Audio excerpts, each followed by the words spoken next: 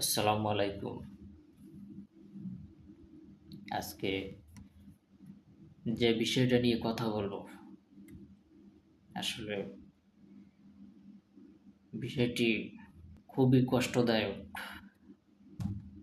কারণ জুলাই পরবর্তী বাংলাদেশে আমরা এরকম দৃশ্য দেখার জন্য মোটেও প্রস্তুত ছিলাম না। এই দৃশ্য দেখে পুরো দেশবাসীর হৃদয়ে রক্তক্ষরণ হয়েছে কিন্তু। কারণ যে জন্য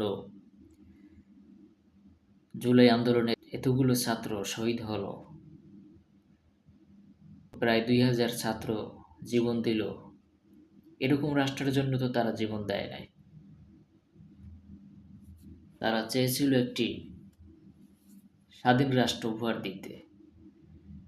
তারা চেয়েছিল এই দেশে কোনো দখলদারিত্ব থাকবে না, কোনো বিদেশি শক্তির কোনো প্রভাব থাকবে না, এবং বহিরাগত কোনো দেশ এদেশের রাজনীতিতে কোনো হস্তক্ষেপ করতে পারবে না। কিন্তু আমরা আজকে এটা কি দেখলাম আসলে? প্রতিটা নাগরিকের হৃদয়ে আসলে রক্তক্ষরণ হয়েছে। এটা আমাদের গোটা দেশের জন্য আসলে একটা লজ্জা। বিশেষ করে বিএনপি সরকারের জন্য একটা লজ্জা আসলে। কারণ জুলাই পরবর্তী বাংলাদেশে এরকম দৃশ্য দেখার কথা ছিল না আসলে আমাদের। কারণ বিএনপিকে নিয়ে আসলে আমাদের দেশের মানুষের অনেক প্রত্যাশা ছিল যে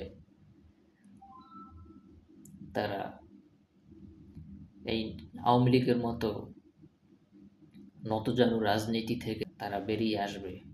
তারা ভারতের সাথে চোখে চোখ রেখে কথা বলবে। কোনো ভারতের অবৈধ হস্তক্ষেপ তারা মেনে নিবে না। কিন্তু আমরা আজকে সবকিছু উল্টো দেখতেছি আসলে। বিএনপি কিন্তু আওয়ামী লীগের দেখানো পথেই কিন্তু হাঁটতেছে, আমরা যেটা দেখতেছি। আওয়ামী লীগও কিন্তু এভাবে ভারতের সাথে নতজানু রাজনীতি করত কিন্তু। সীমান্তে মানুষ হত্যা করলে আওয়ামী লীগের সময় আমরা দেখছি সরকার মহল থেকে কোনো প্রতিক্রিয়াই দেখাইতো না আসলে। মনে হচ্ছে যেন কিছুই হয় নাই। যেখানে আমাদের দেশের নাগরিককে মেরে ফেলা হচ্ছে, সেখানে সরকার মহল থেকে তীব্র প্রতিক্রিয়া ব্যক্ত করার কথা, সেখানে এমন কোনোটাই আসলে দেখা যায়নি কখনো। মনে হচ্ছে যেন কিছুই হয় নাই। আওয়ামী লীগের সময় কিন্তু অনেক কয়েক হাজার বাঙালিদেরকে কিন্তু তারা সীমান্তে হত্যা করছে ভারতীয় বর্ডার গার্ড বিজিবি। এখন কিন্তু আমরা দেখতেছি বিএনপির আমলেও কিন্তু একই কাজ করতেছে। কি সুন্দর দৃশ্য আসলে। আমার ভাইদেরকে হত্যা করে আবার লাশ ফেরত দিচ্ছে কফিনে খাটিয়ে করে আসলে, যেটা গ্রামের ভাষায় মুদ্রার খাট বলা হয়। এমনভাবে দিচ্ছে মনে হচ্ছে যেন উপহার দিচ্ছে, উপহার দিয়েছে আমাদের। এখানে দেখা যাচ্ছে যে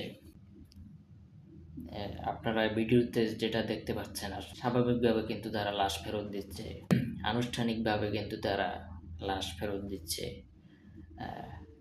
আমাদের দেশবাসীর সকলের প্রত্যাশা, বিএনপির কাছে আমাদের অনুরোধ থাকবে, আপনারা ভারতের সাথে নতজানু রাজনীতি থেকে বেরিয়ে আসুন। আপনারা যদি এরকম ভারতের সাথে নতজানু রাজনীতি করেন, এটা আসলে জুলাই শহীদদের রক্তের সাথে গাদ্দারি করা হবে আসলে। তাদের আত্মা কষ্ট পাবে। তো এরকম দৃশ্য যেন দেশবাসীর আর না দেখা লাগে। আপনাদেরকে এখন থেকেই